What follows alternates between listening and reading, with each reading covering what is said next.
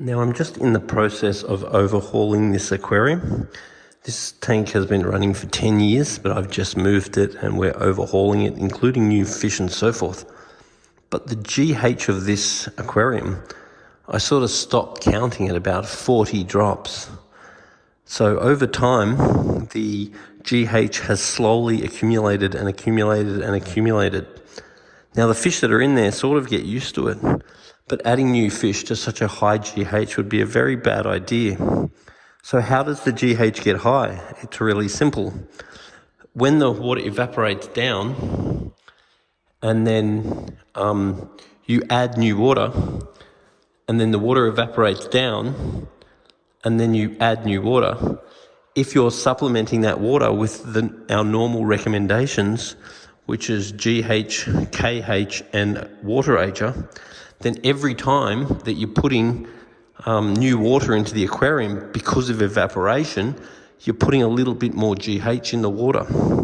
So it's really important when you do top-ups that you don't add GH. You should only use GH or GH salts when you're taking water out of the aquarium. So you need to apply your GH to the water you remove, not apply it to the water that you add, because the GH will not evaporate. It'll just keep concentrating in the bottom of the aquarium.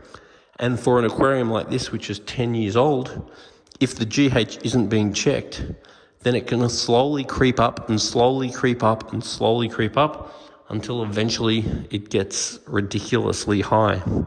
So the way that I would avoid this is every now and then, even if it's just once a quarter, grab a sample of water from your tank and a little video of your tank running and bring it down to Majestic Aquariums for us to check. Now, what you want to get us to check is ammonia and nitrite. That's going to tell if the filter's working effectively. Also get us to check nitrate, and that will see if you're doing enough water changes. Then you also want us to check pH, which is the acidity of the water, the KH, which is the amount of carbonates or buffers in the aquarium, and of course the GH, which is your general hardening salts. So over a period of months, if these levels start to slowly go out, then you can easily remedy that before it actually goes astronomically high.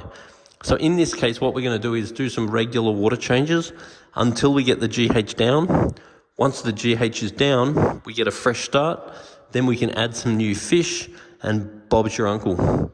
So once again, when we're doing a water change, the products that I add, I'll want to use a good quality water ager. I'll want to use a KH buffer according to the KH level. It's a good idea every now and then to put a bit of good bacteria. This stuff is better to put it in the fridge once you've used it.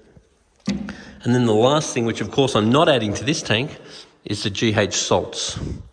So if we just keep that stuff under control, then we'll have an awesome aquarium.